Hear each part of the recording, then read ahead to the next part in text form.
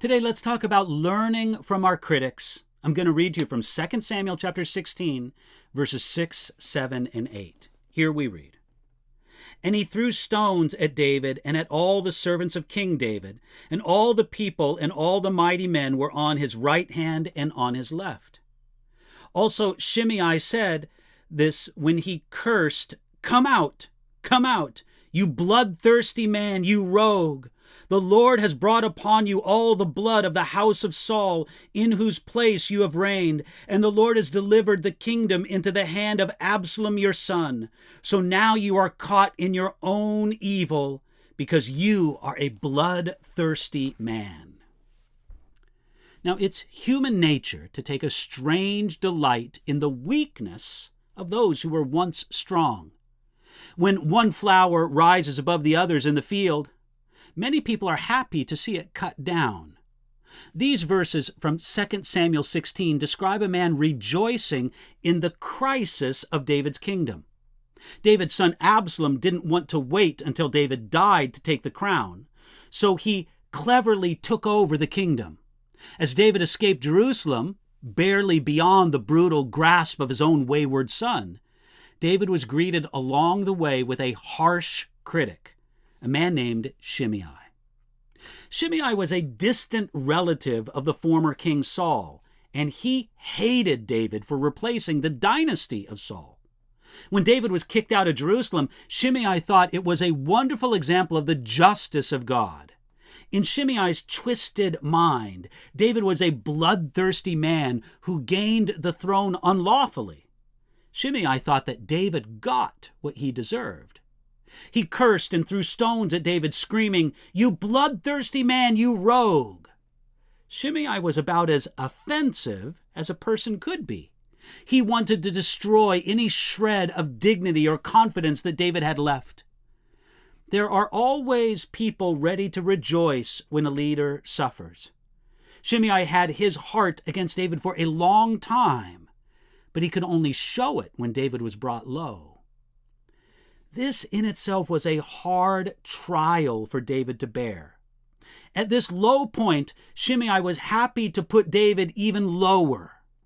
Charles Spurgeon described how difficult this trial was for David. He said this, quote, "It is very hard to bear a cowardly attack. One is very apt to reply and use hard words to the one who takes advantage of your position and deals with you the coward's blow. Only the coward strikes a man when he's down." Well, that was Shimei, to be sure. It's also interesting to take apart Shimei's accusations. Notice what he said in 2 Samuel chapter 16, verses 7 and 8. He said, "The Lord has brought upon you all the blood of the house of Saul. You are caught in your own evil." Looking at it all impartially, a quick look at the outward appearance of things seemed to confirm Shimei's analysis. After all, David was down. Perhaps this was the judgment of God. Yet, Shimei was wrong. None of this came upon David because of what he did to Saul or to Saul's family. Shimei was wrong because David actually treated Saul and his family with great love and graciousness. Shimei was wrong because David was not a bloodthirsty man. He was a man of war, but not a bloodthirsty man. Shimei was wrong because David did not bring Saul and his family to ruin. Saul himself ruined his family. We see that each criticism that was brought upon David was superficially true, but actually false.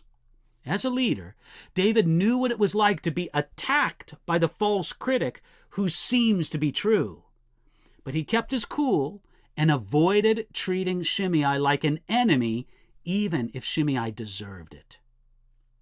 Interestingly enough, Shimei was right about one thing. He told David, "The Lord has brought upon you." It was true that the Lord had brought this upon David, but not for any of the reasons Shimei thought. David himself recognized that God had a purpose through this trial, and like a submitted yet disobedient child, he surrendered himself to God's correction. David was wise enough to hear something from the Lord, even from his harshest, rudest critic, who was mostly wrong. To be a leader means to be criticized. But the real point of godly surrender under criticism isn't simply to survive your critics. It's to be wise enough to hear something from the Lord, even from your harshest, rudest critics who are mostly wrong. God can speak to us from unlikely sources, and we need to listen for God's wisdom however he brings it to us. We can listen to him for that today.